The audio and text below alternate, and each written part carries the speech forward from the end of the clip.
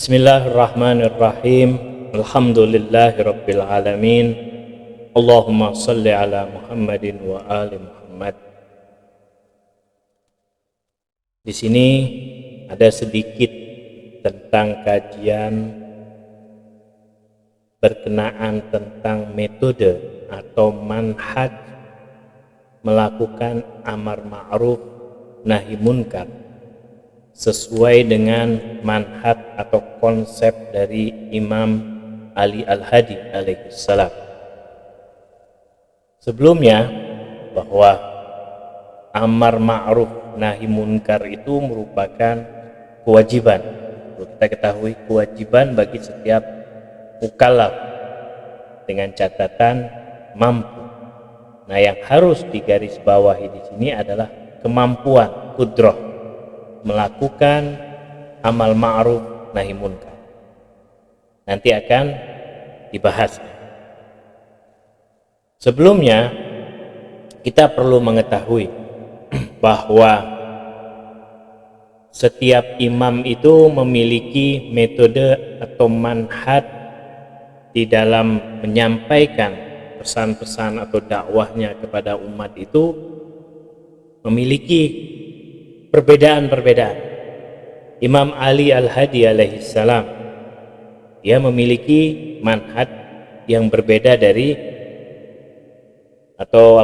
metode yang berbeda dari imam yang lain. Nah, apabila kita membaca atau menelaah pemikiran dari Ahlul Bait alaihimussalam, maka kita akan mendapatkan bahwa setiap imam alaihimussalam itu memiliki metode atau pemikiran yang berbeda-beda saat mereka berdakwah atau melontarkan pemikirannya kepada umat saat itu. Nah, yang menyebabkan atau perbedaan yang ada pada setiap imam itu disebabkan kondisi dan tempat yang berbeda-beda pula. Nah, sebab itulah kenapa kita mendapatkan atau ketika kita membaca sejarah para imam alaihimussalam itu memiliki manhaj atau metode yang berbeda-beda dengan imam-imam yang lainnya, atau salah satu di antara para imam itu memiliki metode dan manhaj yang berbeda-beda. Misal kalau kita lihat seperti Imam Ali bin Abi Thalib alaihissalam, manhaj atau metode dari Imam Ali di saat berdakwah atau menyampaikan pemikirannya itu menggunakan metode filsafat atau akli. Dan ia selalu, Imam Ali bin Abi Thalib selalu menekankan pada penggunaan akal saat menyampaikan pemikiran-pemikirannya kepada umat. Contohnya bisa kita lihat di dalam kitabnya yang terkenal, yaitu kitab Nahjul Balaghah, dengan untayan-untayan kata-kata tauhid yang penuh makna, bahkan butuh pada penafsiran dari kata-kata yang ada di dalam Nahjul Balaghah. Nah, di awal-awal dari Nahjul Balaghah itu jelas bagaimana Imam Ali bin Abi Thalib menyampaikan pemikiran tentang ketuhanan itu dengan kata-kata yang sulit untuk dipahami, bersifat metodenya seperti metode filsafat atau akli. Berbeda dengan Imam Ali Zainal Abidin alaihissalam menggunakan manhaj atau metode ruhi. Imam Ali Zainal Abidin alaihissalam saat menyampaikan pemikiran-pemikirannya kepada umat ini bersifat akal, tapi dengan pendekatan-pendekatan ruhi atau pendekatan maknawi. Adapun kalau kita lihat Imam Muhammad Al-Baqir dan Imam Muhammad Ja'far Al-Shadiq, yaitu dalam manhaj atau konsep yang digunakan di saat menyampaikan pesan-pesan atau dakwahnya kepada umatnya, keduanya yaitu Imam Muhammad Al-Baqir dan Imam Ja'far Al-Shadiq alaihimassalam, yaitu pendekatannya dengan pemikiran yang bersifat positif tentang akar-akar dari pemikiran agama Islam. Nah, itu bisa dilihat di sejarah kedua imam Imam Muhammad Al-Baqir dan Imam Ja'far As-Shadiq alaihissalam. Demikian pula dengan Imam Ali Ar-Ridha alaihissalam. Imam Ali Ar-Ridha alaihissalam di saat dia menyampaikan manhaj atau metode dakwahnya, dia menyampaikan dengan menonjolkan khilaf atau perbedaan. Maksudnya apa? Imam Ali Ridho menggunakan cara-cara perbandingan, muqaranah antara pemikir Imamiyah atau pemikiran Imamiyah dengan pemikiran yang ada pada saat itu. Manhaj atau metode Imam Ali Ridho. Imam Ali Ridho alaihissalam fokus yaitu pada titik-titik perbedaan di antara pemikiran-pemikiran yang ada pada saat itu. Kita lihat kan, masing-masing imam mempunyai konsepnya sendiri-sendiri sesuai dengan zurub, sesuai dengan tempat dan kondisi umatnya atau perkembangan zaman pada saat itu. Demikian pula dengan Imam Ali Al-Hadi alaihissalam. Di sini ana akan fokus tentang metode atau manhaj dari pemikiran Imam Ali Al-Hadi wabil khusus, atau yang berkenaan tentang amar ma'ruf nahi munkar. Metode atau konsep Imam Ali Al-Hadi ketika menerapkan amar ma'ruf nahi munkar kepada umatnya.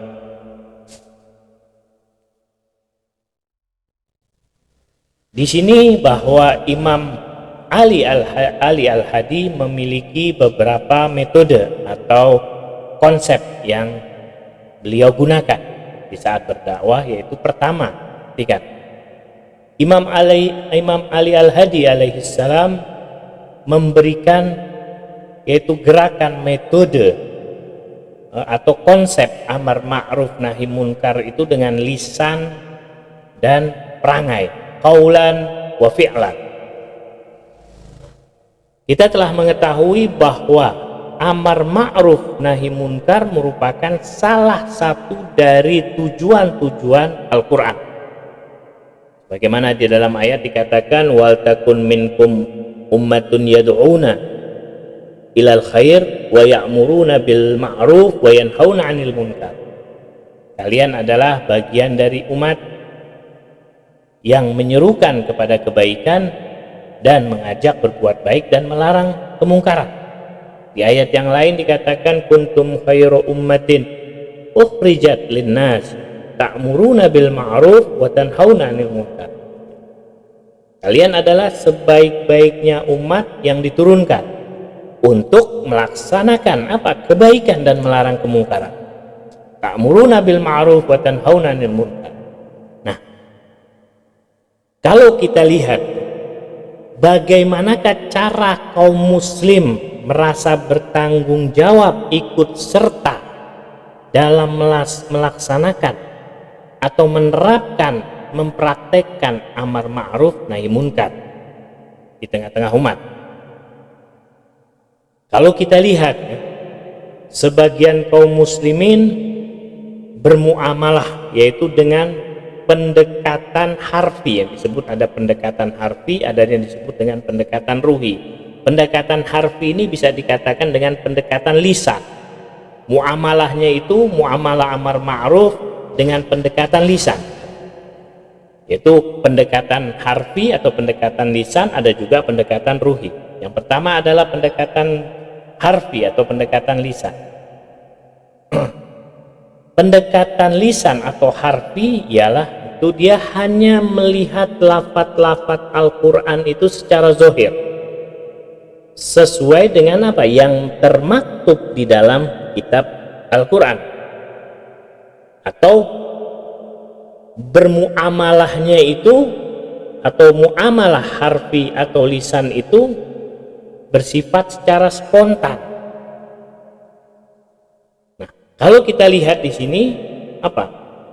Mereka akan melaksanakan sebatas tanggung jawab kalau melihat lafaz-lafaz Al-Quran itu hanya secara lisan saja, tulisan saja, Berbeda dengan nanti muamalah atau pendekatan ruhi.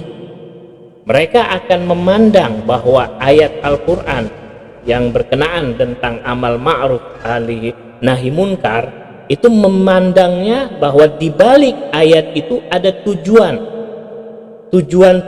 dan tanggung jawab, yang mana tanggung jawab itu merupakan kewajiban bagi setiap mukallaf. Contoh misalkan, manusia saat atau kita ini saat melaksanakan ritual ibadah haji seperti melempar jumroh di hari-hari tertentu yang sudah ditentukan, banyak dari mereka melaksanakannya itu sebagai pendekatan harfi, sebagai pendekatan lisan. Maksudnya apa? Mereka yakin bahwa melempar jumroh itu adalah kewajiban secara hukum dalam ibadah haji yang harus dilakukan. Mereka hanya mengetahui itu saja. Berbeda dengan mereka yang memandang bahwa melempar jumroh itu bukan hanya kewajiban secara lisan saja, secara tulisan saja yang di dalam Al-Quran, tapi mereka memandang bahwa mereka melempar jumroh itu ingin terbebas dari belenggu setan. Lempar jumroh itu merupakan apa? Salah satu cara bagaimana manusia itu terlepas dan bebas dari belenggu-belenggu setan yang terkutuk. Nah, itu tujuan dari lempar jumroh. Jadi mereka ada yang memahami hanya sebatas kewajiban lempar jumroh, lempar batu, selesai. Ada yang memahami bahwa ini adalah tujuannya untuk melepas belenggu-belenggu setan yang ada di dalam diri. Nah, jika demikian, kalau kita bisa lihat, melaksanakan kewajiban terkadang hanya memandang pendekatannya secara lisan, secara harfi, yaitu apa? Memandang sebatas pemahaman lafaz-lafaz Al-Quran saja, tanpa melihat tujuan ibadah. Kita sholat, ya yang penting apa? Kita telah melakukan kewajiban, selesai, tanpa melihat ini fungsi sholat untuk apa. Banyak seperti itu. Terkadang ada juga yang melakukan dengan pendekatan ruhi, yaitu pendekatan ruhi itu mereka melihat bahwa ini bukan sekedar kewajiban saja, tapi apa? Ada tujuan-tujuan tertentu di balik kewajiban tersebut. Wa ma khalaqtul jinna wal insa illa liya'budun, bahwa Allah menciptakan manusia dan jin untuk beribadah bukan hanya sebatas rukuk, sujud dan lain sebagainya, tapi di balik itu ada tujuan-tujuan. Nah, jika kita mau melihat amar ma'ruf nahi munkar, apalagi kita lihat di sini metode Imam Ali Al-Hadi alaihissalam menerapkan amal ma'ruf nahi munkar. Nah, banyak dari kaum muslimin saat melakukan amal ma'ruf nahi munkar itu dengan pendekatan harfi saja. Maksudnya apa? Yaitu sebatas membaca teks-teks ayat Al-Quran. Ayat Al-Quran mengatakan apa? Nahyun, larangan. Bahwa tanggung jawab amar ma'ruf nahi munkar yaitu apa? Melarang, pelarangan melakukan perbuatan-perbuatan hal haram, mendobrak. Mereka memahami seperti itu, sehingga apa? Pemahaman amar ma'ruf nahi munkar itu selalu diakhiri atau dilakukan dengan kekerasan atau pengerusakan. Karena apa? Mereka memahami amal ma'ruf nahi munkar yang ada di Al-Quran itu sebatas harfi, sebatas lisan. Mereka mengusir orang atau menjatuhkan orang. Itulah salah satu salah besar dan kesalahan fatal dalam melakukan amal ma'ruf nahi munkar yang diakhiri selalu dengan anarkis. Nah, kalau kita lihat metode yang benar, manhaj konsep yang benar yang telah diterapkan oleh Imam Ali Al-Hadi alaihissalam, perhatikan pertama, jadi nahyun anil munkar, melarang kemungkaran, yaitu apa? Dengan cara anarkis atau kekerasan, sudah pasti salah besar. Kenapa? Sebab jika kita renungkan dalam teks-teks Al-Quran, bahwa metode atau cara nahi mungkar, mencegah kemungkaran atau melarang kemungkaran, harus dengan cara seperti pengobatan, bukan dengan kekerasan, bukan dengan anarkis yang berujung pada berbenturan fisik satu sama lain. Jadikanlah, kata Imam Ali Al-Hadi alaihissalam, jadikanlah pelaku kemungkaran, orang yang melakukan kemungkaran itu seperti orang yang sedang sakit. Nah, orang yang sakit itu kan apa? Terkadang apa sakit? Sakit tubuhnya, apakah sakit jiwanya, apakah sakit pikirannya. Nah, pelaku kemungkaran, orang yang telah melakukan kemungkaran ini orang yang sakit secara jiwanya. Kenapa? Sebab ia terbelenggu dengan syahwat, dengan keinginan-keinginan setan, sehingga jiwanya menjadi tawanan setan. Kan demikian.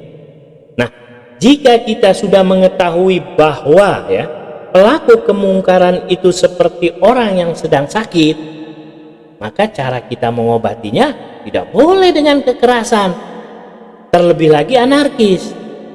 Ya, sebagaimana tidak mungkin kita mengobati orang yang sedang sakit itu dengan kekerasan.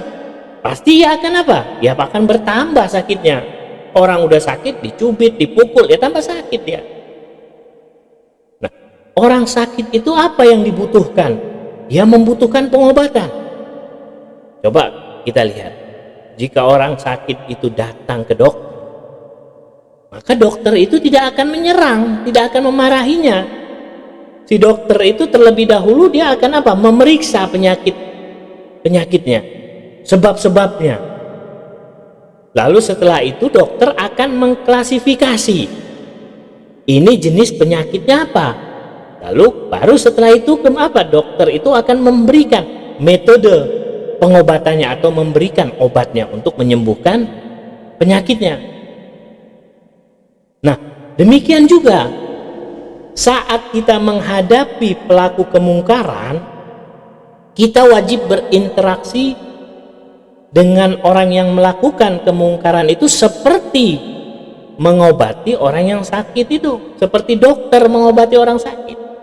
Kita pelajari sebab-sebab ia melakukan kemungkaran, jenis kemungkarannya apa yang telah dia lakukan, dan setelah kita mengetahui jenisnya, kita mencari tahu cara-cara mengobatinya.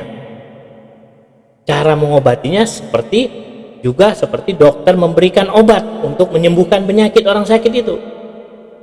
Dan kita bagaimana cara menjauhkan perbuatan mungkar itu dari pelaku kemungkaran itu. Kita pelajari sebagaimana dokter mempelajari penyakit orang sakit. Nah, si pelaku kemungkaran kita posisikan ya seperti orang yang sedang sakit. Bahwa orang yang sedang sakit itu apa? Pasti membutuhkan kasih sayang, lemah lembut, dan butuh kepada pengobatan.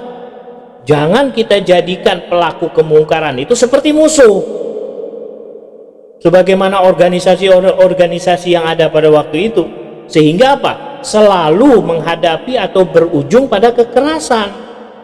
Nah, jika kita telah mengetahui tanggung jawab nahi munkar, amar ma'ruf nahi munkar, yaitu apa? Kita pasti akan melakukan cara seperti yang dilakukan oleh Imam Ali Al-Hadi. Harus dilakukan dengan metode pengobatan seperti orang sakit, bukan dengan anarkis.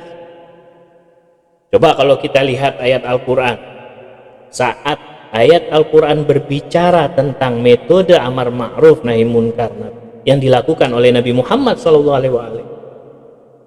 Bagaimana beliau SAW menghadapi pelaku-pelaku kemungkaran? Beliau melakukannya dengan penuh kasih sayang, nasihat-nasihat. Wabima rahmatin minallahi linta lahum walau kunta fazzan ghalizal qalbi lan faddu min hawlik ud'u ila sabili rabbika bil hikmati wal mau'izatil hasan. Rasulullah selalu apa? Mengajak kepada umatnya itu dengan apa? Dengan mau'izah, dengan nasihat.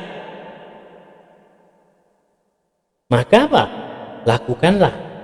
Pelaku atau orang yang melakukan kemungkaran ini kemungkaran itu seperti layaknya orang sakit dengan penuh kasih sayang, dan itulah yang dimaksudkan oleh Al-Quran.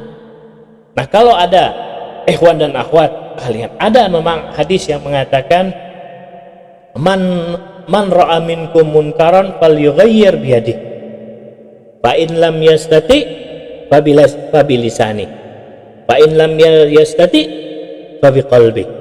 Jadi dalam hadis Rasul mengatakan barang siapa dari kalian yang melihat kemungkaran, maka rubahlah dengan tangannya. Jika tidak bisa dengan tangan, dengan lisan. Jika tidak bisa juga dengan lisan, dengan hati.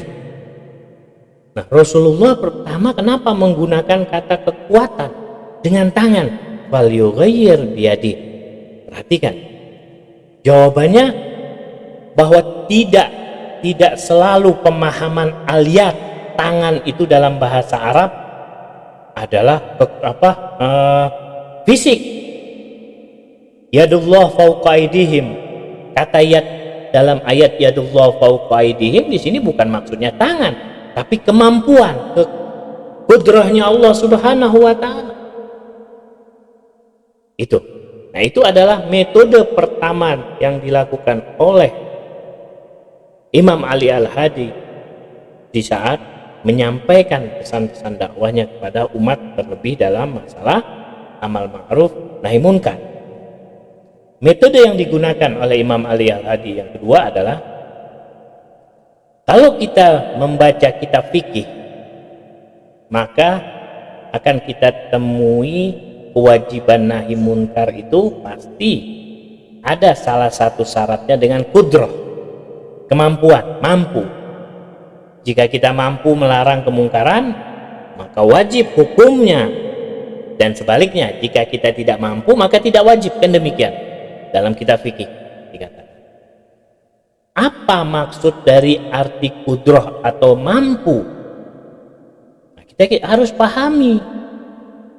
Di sini ada metode, atau terlebih dahulu bahwa kita harus memahami kudrah itu. Kalau semua mengatakan wah anda nggak mampu, repot nanti.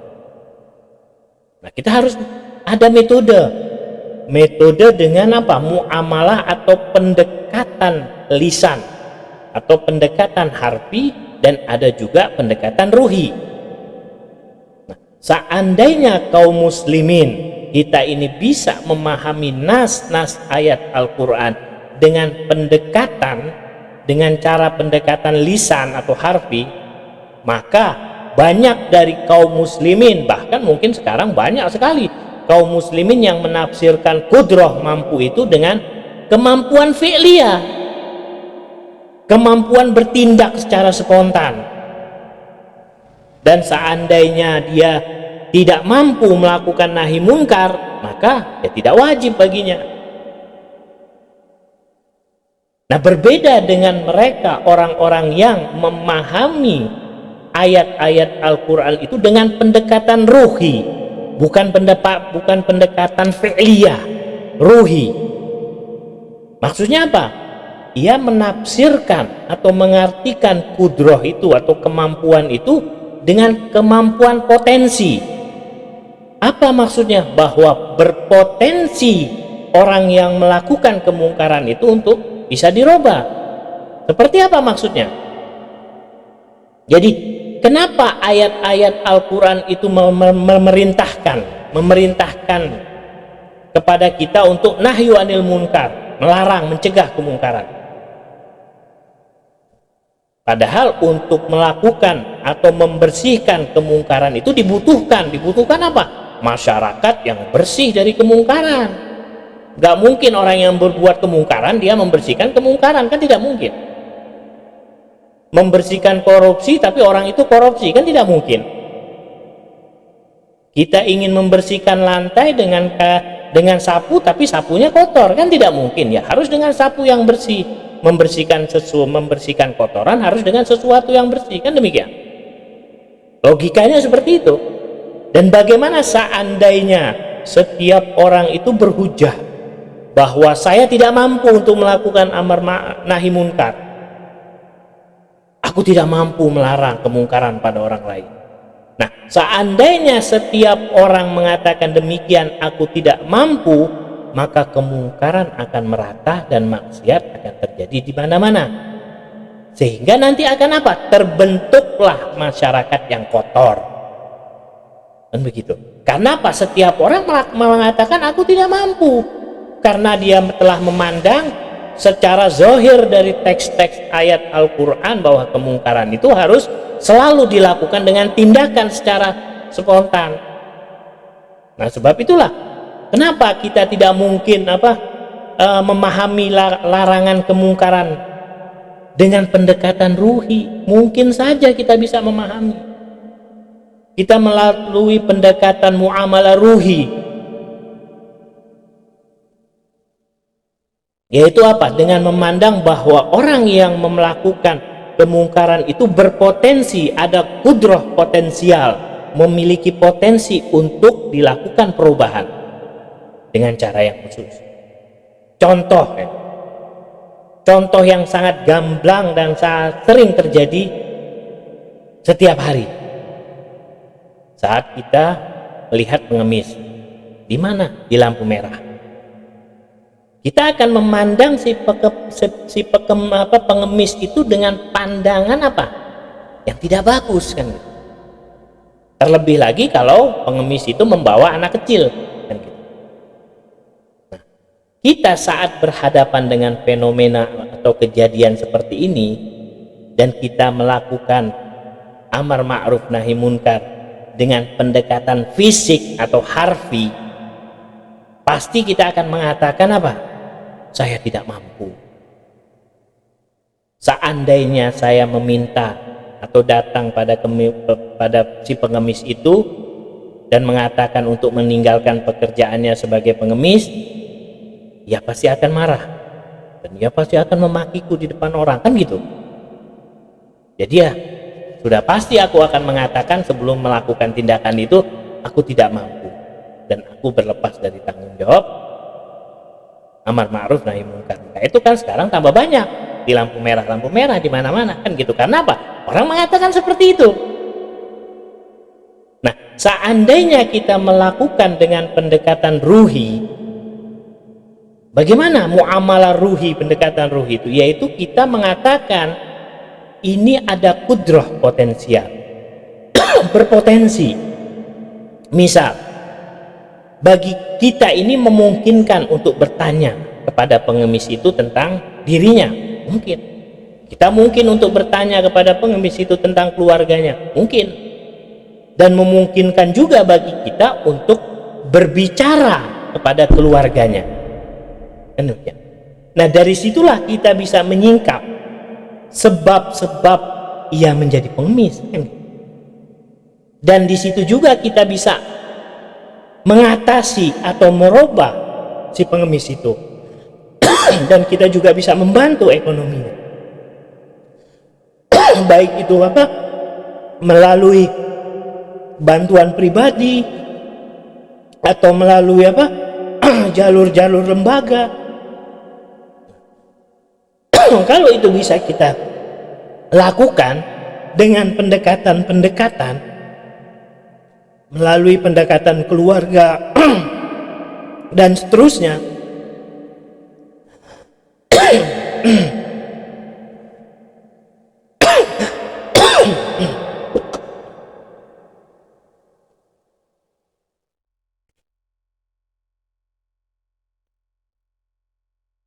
nah sudah pasti pengemis itu akan bisa kita atasi, akan bisa dikurangi keberadaannya. Seperti itu. Jadi apa? Ikhwan dan akhwat, seseorang itu ada yang tidak mampu untuk melakukan secara langsung, tapi mampu secara tidak langsung dengan pendekatan-pendekatan tadi secara ruhi. Nahi munkar jika kita lakukan, jika kita pahami dengan pendekatan harfi, spontan, pasti selalu mengarah kepada anarkis. Kita tangkap, masukkan, taruh, lepas lagi, tangkap, enggak akan ada habisnya. Mereka akan dendam, mereka akan marah. Berbeda dengan nahi munkar itu dengan pendekatan ruhi. Kita didik mereka, kita telusuri keluarganya. Jadi jika kita memahami nahi munkar dengan pendekatan ruhi, maka kita akan mengetahui tujuan-tujuannya. Dan kita akan memahami bahwa nahi munkar itu adalah apa? Pengobatan dengan lemah lembut, bukan dengan anarkis, bukan dengan mengejar-ngejarnya, bukan dengan memukulnya, bukan dengan menghancurkannya. Kan begitu. Kan yang banyak terjadi sekarang di jalan-jalan seperti itu. Jadi nahi munkar itu kita harus lakukan dengan pendekatan-pendekatan ruhi. Apa yang menyebabkan dia berjualan di pinggir jalan? Apa? Telusuri dulu sebelum kita gusur, sebelum kita bawa mereka. Pendekatan. Itu namanya apa? Metode nahi munkar. Ada sebuah cerita, yaitu Imam Ali Al-Hadi alaihissalam, saat itu Al-Mutawakkil Al-Abbasi, yaitu penguasa yang zalim pada saat itu, suatu malam yang sangat gelap mengutus seorang panglima perang yang bernama Yahya bin Hartham. Ia diutus untuk menangkap Imam Ali Al-Hadi. Lalu panglimanya ini segera menuju rumah Imam, dan di saat ia ingin masuk ke dalam rumahnya, dia tidak masuk melalui pintu, tapi dia melalui atap rumah Imam. Nah, dia ingin menangkap Imam. Dia naik tangga, dan saat itu rumah Imam sangat gelap sekali, hingga tidak tahu si panglima ini, si Yahya bin Harthama ini untuk turun kemana, karena sangat gelap. Dia merasa bingung. Tiba-tiba di saat dia bingung, Imam memanggilnya. Harthama mengatakan, Imam memanggilku. Wahai Ibn Harthama, tunggulah, aku akan bawakanmu lilin. Lalu tiba-tiba seorang pembantu Imam datang dengan membawa lilin, dan Yahya bin Harthama pun mengambilnya. Lalu dia mengatakan, lalu aku turun. Aku segera memeriksa rumah Imam, dan aku tidak mendapatkan senjata atau sesuatu yang berbahaya di dalam rumah Imam. Aku hanya melihat Imam alaihissalam dengan jubahnya yang sederhana duduk di atas seperti tanah keras, sedang berdoa dan membaca Al-Quran. Lalu aku pun membawa Imam untuk dihadapkan kepada Mutawakkil Abbasi. Nah, saat itu Al-Mutawakkil Abbasi dalam keadaan foya-foya, minum khamr, mabuk. Dan melihat wanita joget bernyanyi. Nah, saat Imam alaihissalam dipersilahkan duduk masuk di hadapan Mutawakkil Abbasi ini, ia dituangkan minuman khamr. Imam berkata, jangan kamu campurkan darahku dan dagingku ini dengan minuman. Imam menolak. Baiklah kalau begitu, kalau kamu tidak mau minum khamr, maka lantunkan syair-syair yang bisa menghiburku, kata Mutawakkil Abbasi ini. Lalu Imam pun membawakan sebuah syair yang sangat sedih dengan suara yang sedih pula. Mutawakkil Abbasi mendengarnya sampai mencucurkan air matanya, dan sebagian orang yang hadir pada saat itu juga menangis. Bahkan di sebagian mereka yang hadir pada saat itu bertaubat dan menjadi pengikut Imam. Imam Ali Al-Hadi alaihissalam saat melakukan amar ma'ruf nahi munkar di sini dengan kata-kata yang indah dan sesuai dengan kondisi pada saat itu. Jadi nahi munkar itu bukan dengan cara anarkis, mengejar-ngejar, dengan cara menangkap, dengan cara menghancurkan, tidak seperti itu. Amar ma'ruf nahi munkar itu dengan kata-kata yang berpengaruh pada kondisi-kondisi tertentu. Sebab itulah melakukan amar ma'ruf nahi munkar itu ada kelasnya, harus dipelajari metodenya. butuh pada perencanaan, butuh pada wasilah-wasilah yang cukup, bukan sekedar seperti membalikan telapak tangan bim salah bim. Harus direncanakan, harus dipelajari. Nah, selanjutnya adalah metode kedua yang digunakan oleh Imam Ali Al-Hadi di dalam dakwahnya, yaitu tentang memerangi kaum gulat pada saat itu. Mungkin bisa nanti akan Al-Fakir lanjutkan pada pertemuan berikutnya. Kurang lebihnya, wassalamualaikum warahmatullahi wabarakatuh.